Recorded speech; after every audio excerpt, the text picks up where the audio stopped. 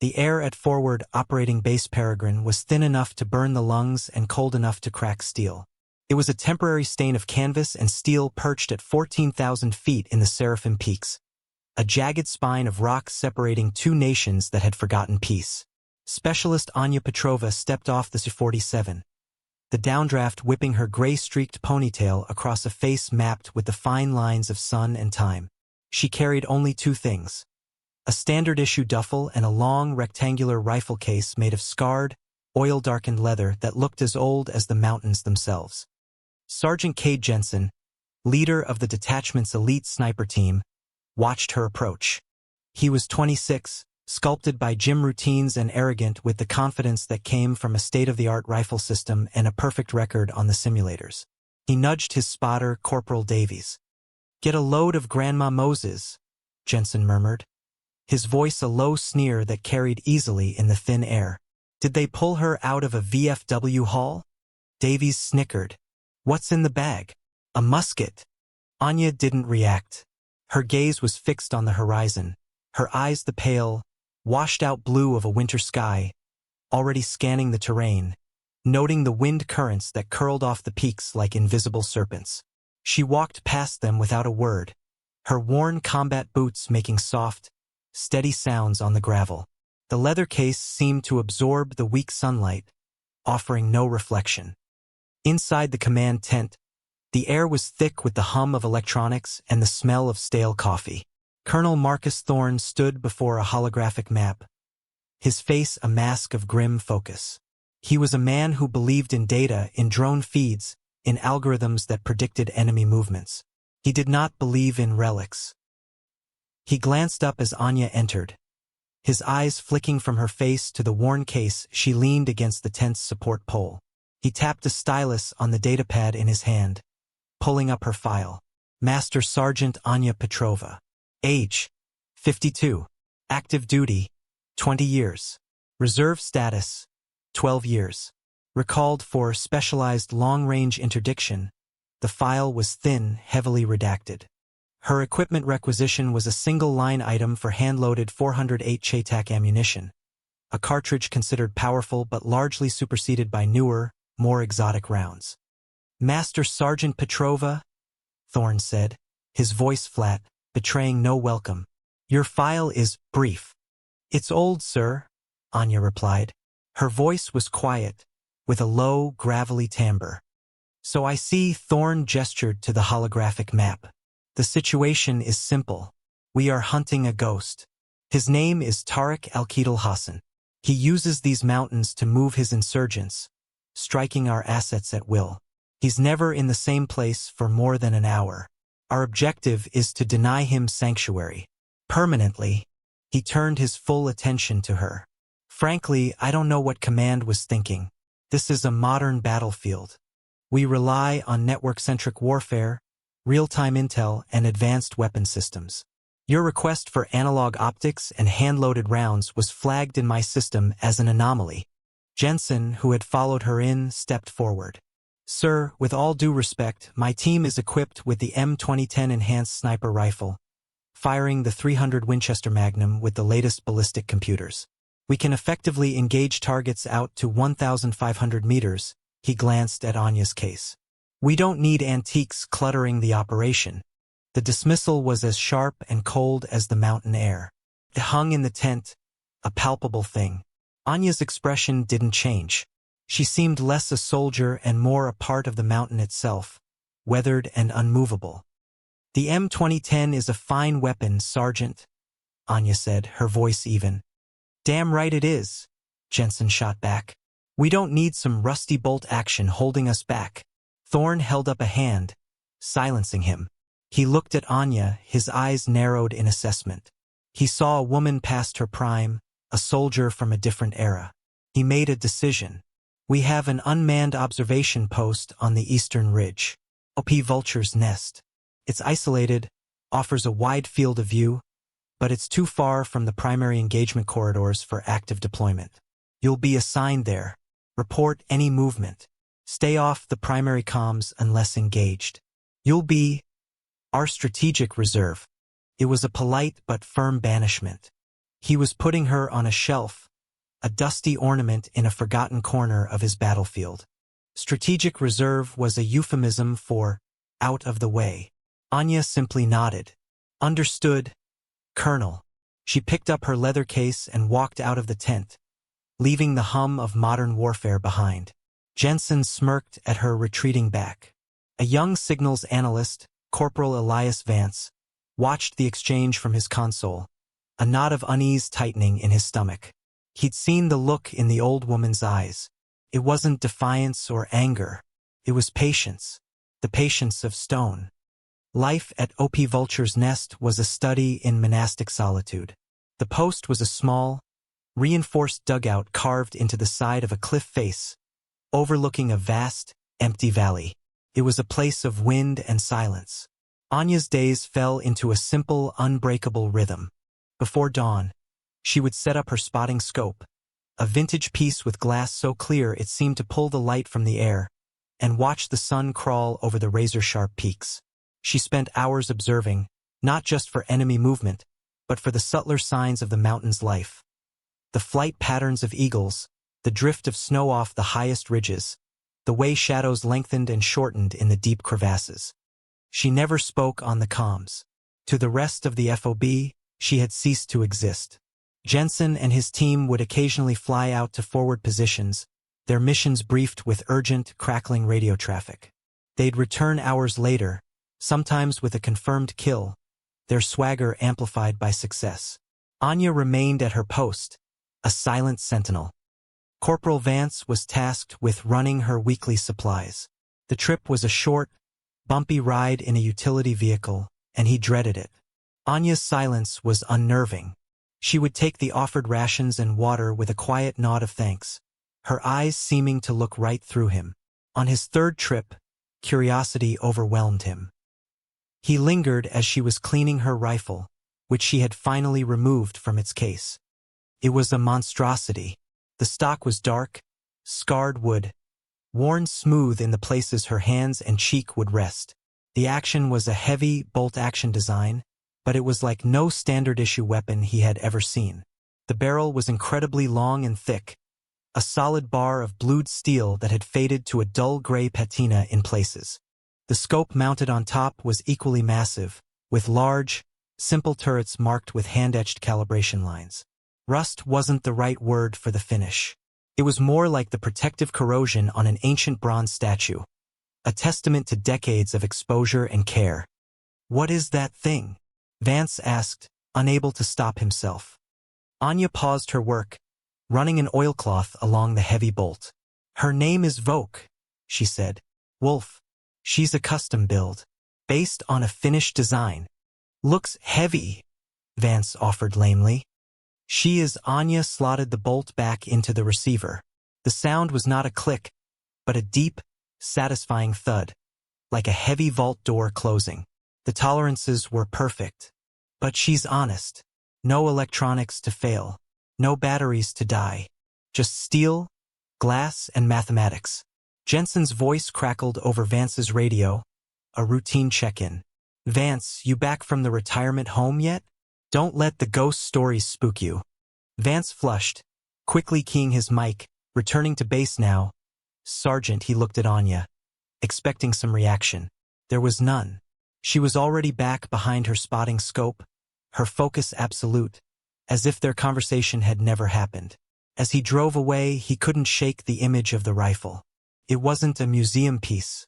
It was an instrument, and he had the unnerving feeling that he had just met a master musician who was waiting patiently for the right symphony to begin.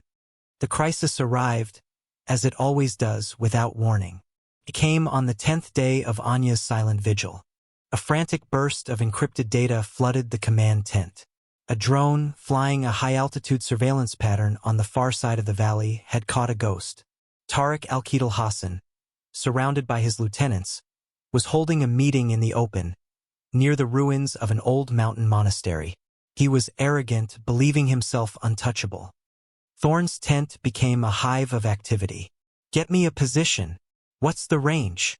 The signals analyst, a young specialist named Chun, tapped furiously at her console. Sir, the monastery is on the opposite ridge, grid reference 04 Delta 9. Distance from FOB Peregrine is 7,200 meters. Too far. What about Jensen's team? Thorne demanded. They're at OP Griffin, forward position. Calculating distance from OP Griffin to target is 6,010 meters. Sir. A heavy silence fell over the tent. 6,000 meters. 3.5 miles. It was an impossible distance. That's outside maximum effective range by a factor of 3. Jensen's voice came over the comms, tight with frustration. We can't touch him from here. Not with a rifle. Then get me air support. Thorne roared. I want a Reaper drone with Hellfires on station now. The weather officer stepped forward, his face pale. Sir, a squall line just appeared over the western massif. It's moving fast. Extreme winds, zero visibility. It's a meteorological bomb. Everything is grounded, effective immediately. We're looking at severe electronic interference, too. The ionospheric scatter will be off the charts. As if on cue, the lights in the tent flickered. The holographic map dissolved into static. Chun swore under her breath. Sir, I'm losing the drone feed. The storm's jamming everything. The opportunity was vanishing. Alketal was right there, a once-in-a-decade chance, and he was protected by 6 kilometers of empty air and an act of God. Thorne slammed his fist on the table, the picture of impotent rage. His technology, his network-centric warfare, had failed him. He was blind, deaf, and toothless. The main comms channel, usually a cacophony of chatter, was dead silent except for the hiss of static. Then, a new sound emerged. A single, calm click of a microphone being keyed.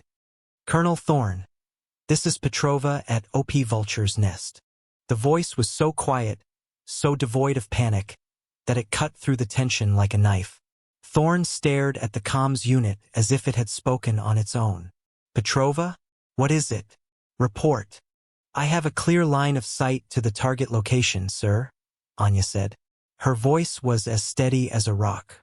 The storm is behind me. The air between my position and the target is clear, for now. Jensen's voice, incredulous, broke in. Are you kidding me? Vulture's nest is even further away than we are. The shot is impossible. Another voice, Vance's, piped up nervously from the signal's corner. Sir, she's not. OP Vulture's nest is on a higher parallel ridge. The horizontal distance is shorter. Let me check the topography. He typed rapidly, his fingers flying across the keys. Sir, the direct line-of-sight distance from OP Vulture's nest to the monastery is 5,988 meters, he paused, his voice dropping to a whisper. But her elevation is 800 meters higher than the target. It's a plunging shot. Thorne stared into the static of his dead map, his mind racing. It was still an impossible shot. A shot that belonged in mythology, not in a field manual. But he had no other options. His drones were blind. His missiles were grounded. His star sniper was out of range. All he had left was the old woman on the forgotten ridge with her antique rifle. Petrova, Thorne said, his voice strained. What are you proposing? There was a moment of silence, filled only by the whisper of wind from her open mic. I have a solution, sir, Anya said. But I need a spotter. I need Corporal Vance. And I need everyone else off this channel.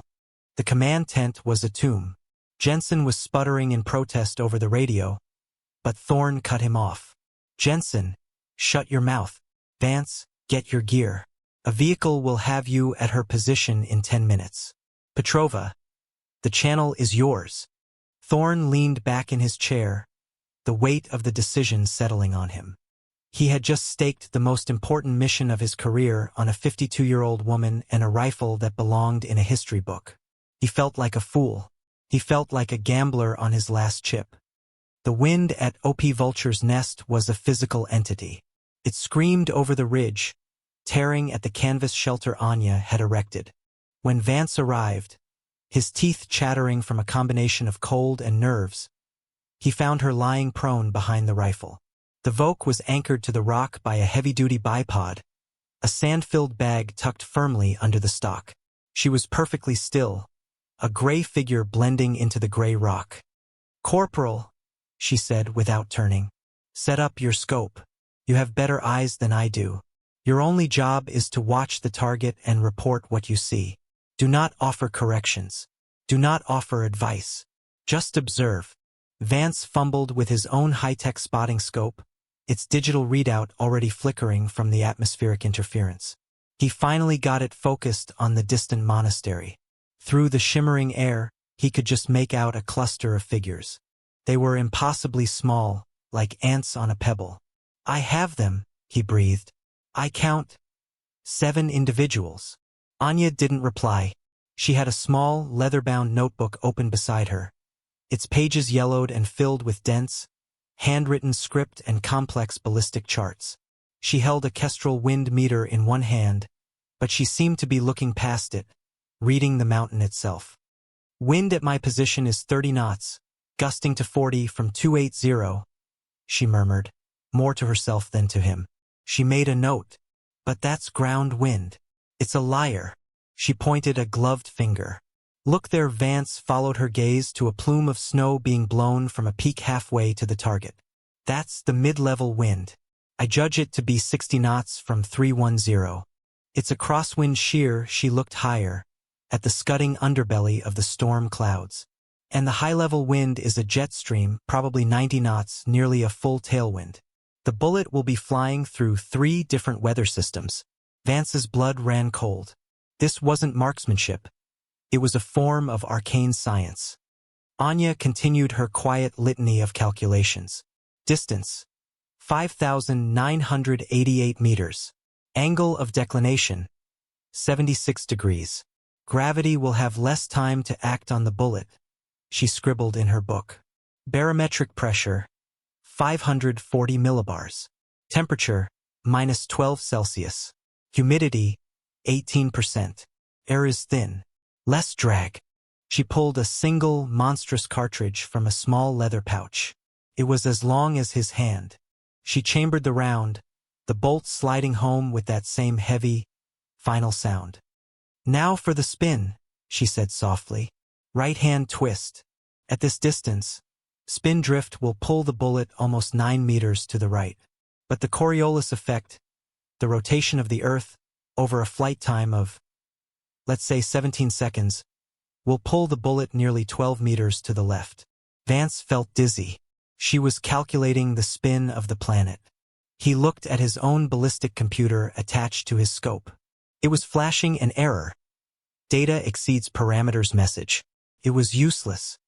Anya began to click the elevation turret on her scope. The clicks were loud, deliberate, like the tumblers of a safe. Vance counted them in his head. She went past 100, then 150. She was dialing in an astronomical amount of elevation. Then she moved to the windage knob, turning it left, then right, then left again, a series of minute adjustments that seemed to follow no logic he could comprehend. "The first 2,000 meters, I will hold for the ground wind," she whispered. "From 2,000 to 4,000, I will compensate for the shear. The last 2,000, the tailwind will flatten the trajectory, but the Magnus effect from the crosswind will try to make it climb. I have to balance them." She was painting a picture of the bullet's journey, a 17-second odyssey through a turbulent, invisible world. She settled behind the rifle, her body becoming one with the stock. Her breathing slowed, each exhale a small puff of white in the frigid air. "Vance," she said, her voice now a low command. "Call the shot." "What?" "When I fire, start counting. Aloud. When you see the impact, call it. That's all." Vance swallowed, his throat dry. He glued his eye to his spotting scope. The tiny figures were still there, gesticulating, unaware of the cosmic geometry being calculated for their benefit. Anya's finger rested on the trigger. The world seemed to shrink, to narrow down to the space between her eye and the distant target. There was the rock beneath her, the cold steel in her hands, the wind on her face, and the problem in her scope. Nothing else existed. She let out a long, slow breath, emptying her lungs completely. In the silent space between heartbeats, she squeezed the trigger. The explosion was shocking. It was not the sharp crack of Jensen's rifle, but a deep, concussive boom that seemed to shake the very rock they were lying on. The recoil kicked the massive barrel upwards, and a cloud of dust and rock chips erupted from the ground beneath the muzzle brake. 1. Vance began, his voice trembling. 2, 3. He watched the space around the target, seeing nothing. The air shimmered. A bird flew across his field of vision. It was an eternity. 9, 10, 11. In the command tent, the only sound was the hiss of static and Thorne's ragged breathing. He stared at the comms unit, waiting. Jensen's voice came on, unable to help himself. She missed. There's no way. It's a waste of 15, 16, 17. Vance's breath hitched. He saw it. Not a puff of dust from a miss, but a flicker. A sudden, violent disruption in the center of the group of tiny figures. One of them, the one in the center, simply collapsed.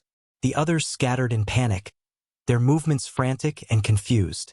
They had no idea where the shot had come from. It was as if a bolt of lightning had fallen from a clear sky. 18, Vance finished, his voice a choked whisper. Impact. Target down. Center mass. Target is down. Silence. Absolute, profound silence reigned over the comms channel. For a full 10 seconds, nobody spoke. Thorne sat frozen in his chair. Chun stared at her console, her mouth agape. Then Thorne's voice, raw and incredulous, broke the spell. Confirm. It's confirmed, sir. Vance stammered, his eye still pressed to the scope. Chaos at the target site. The HVT is neutralized. I repeat, the ghost is down. Anya had already opened the bolt, the huge, smoking casing ejecting onto the rock with a metallic clink. She was watching the scene through her own scope, her face completely impassive. The tremor in her hands had not yet begun. Back in the command tent, Thorne slowly rose from his chair. He walked over to his personal terminal, his movements stiff. He looked at the junior officer managing the personnel files. Lieutenant, he said, his voice dangerously quiet, pull up Master Sergeant Petrova's file. Her full service record. Unredact everything. Authorization code Thorne Omega 7. The lieutenant's eyes widened. That was a command-level authorization, one he had never seen used. He typed in the code. The screen flickered as security layers peeled away. Redacted lines turned to black text. Classified mission logs, after-action reports, and commendations filled the screen, pages and pages of them, from conflicts Thorne had only read about in history books. He scanned the text, his eyes moving faster and faster. He saw citations for shots deemed ballistically unprecedented. He saw kill confirmations at ranges that defied physics. And then he saw it, at the top of a heavily censored operational summary from the Balkan conflict, 2 decades prior. Call sign, Zima. The name hit Thorne like a physical blow. Zima. Winter. A legend. A ghost story that old NCOs told to scare new recruits. A sniper who operated alone with a custom rifle, credited with dozens of high-value targets under impossible conditions. A figure so effective and so deniable that her very existence had been scrubbed from official records, relegated to rumor. They said she could calculate the curvature of the earth in her head. They said she could shoot through storms. They said she had retired 20 years ago. Thorne looked up from the screen, his face ashen. He had put a living legend on guard duty. He had dismissed her, mocked her, and banished her to the furthest, most useless corner of his map. And she had just saved his entire operation with a single bullet, fired from a rifle older than half the men under his command. He keyed his personal comms channel, linking it directly to her. Petrova, he began, then stopped. He cleared his throat. He owed her more than that. Zima, he said, the name feeling strange and powerful on his tongue. Shot confirmed. Good hunting, he paused. Welcome back. On the ridge, Anya heard the old call sign. For the first time, a flicker of something crossed her face. It wasn't a smile. It was the faintest softening of the lines around her eyes. A brief, fleeting memory of a younger woman in a different, colder war. "Good to be back, Colonel," she replied, and then she cut the connection. The respect, when it came, was not loud. It was silent and heavy as stone. News of the shot spread through the FOB like a shockwave. The official report was terse and clinical. HVT neutralized by long-range precision fire, but the truth traveled on whispers, on the stunned look on Vance's face when he returned from the ridge, on the dead silence from Jensen's usually boastful sniper team. The distance, 6,000 meters, was repeated in hushed, reverent tones. It was a number that didn't make sense. It was the stuff of myth. Jensen and his team were recalibrating their rifles when Thorne entered their quarters. The air was thick with the smell of gun oil and wounded pride. Jensen stood at attention, his face pale. His multi-thousand-dollar rifle, with its integrated computer and carbon fiber stock, leaned against the wall. It looked like a child's toy. "Sergeant," Thorne said, his voice level. He wasn't there to gloat or to punish. He was there to teach. "You and your men are excellent marksmen.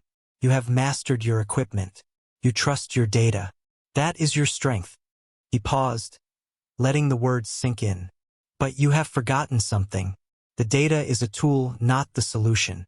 The rifle is an instrument, not the musician. Master Sergeant Petrova. She understands the music. She doesn't just read the wind. She listens to it. She doesn't just calculate the math. She feels it. You were dismissed today. Not by me. By the mountain. Learn from it." Thorne turned and left without another word. Jensen stared at his rifle, the glossy finish seeming cheap and hollow. He slowly began to disassemble it, the familiar clicks and snaps of the process offering no comfort. Later that night, the storm broke, leaving behind a sky of impossible clarity, studded with cold, distant stars. Anya sat alone in a small, windowless maintenance shed, the only light coming from a single bare bulb hanging overhead. The Voke was completely disassembled on a clean oilcloth before her. Each piece, the heavy bolt, the trigger assembly, the massive barrel, was laid out in perfect order. She cleaned with a quiet, methodical grace. This was her ritual, the true completion of the shot. It was an act of respect for the tool. She worked a soft brass brush through the barrel, her movements economical and precise, clearing the residue of the single shot. She wiped down the bolt, her fingers tracing the smooth, worn paths where steel had polished steel for 30 years. The rust on the barrel was, as Vance had suspected, not rust at all. It was a deep, protective patina, a controlled oxidation that she had carefully cultivated over decades to protect the metal from the elements. It was a map of every mountain, every frozen forest, every sun-baked desert the rifle had ever seen. It was its memory, etched in steel. The door of the shed creaked open, spilling the cold night air into the small space. It was Sergeant Jensen. He stood in the doorway, silhouetted against the starry sky. He held something in his hands. He didn't speak. He didn't need to. His arrogance had been stripped away, burned off by the heat of a single, impossible bullet. He walked forward and placed the items on the workbench next to her, well away from her own tools.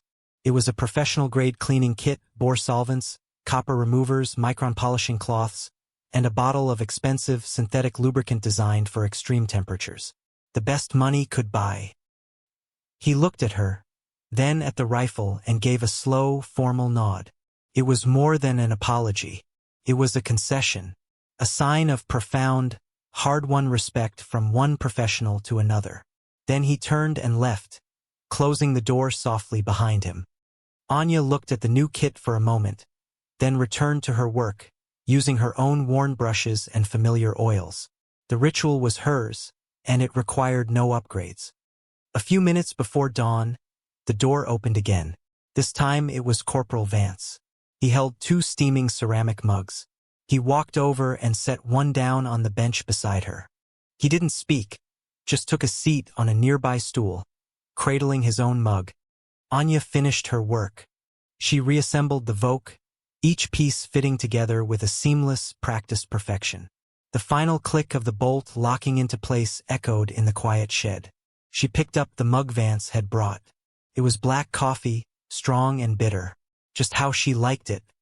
They sat there in silence for a long time, the only sounds the faint hum of the base generators and the distant sigh of the wind over the peaks. The first light of dawn began to seep under the crack in the door, a thin line of pale gold. It touched the barrel of the rifle, glinting off the dark, storied steel. Vance finally spoke, his voice quiet. 17 seconds. Anya took a slow sip of her coffee. Sometimes it's longer. She looked at the rifle resting on the bench, not as a weapon, but as a partner. It was an old, honest piece of steel. It had never lied to her. And together, they had once again reminded the world of noise and technology that sometimes the most powerful solutions are born of silence, patience, and a deep, unwavering understanding of the fundamentals. The sun rose higher, and in the quiet workshop, surrounded by the smell of oil and coffee, the legend of Zima settled back into a comfortable, earned silence. The respect was unspoken, but it was absolute.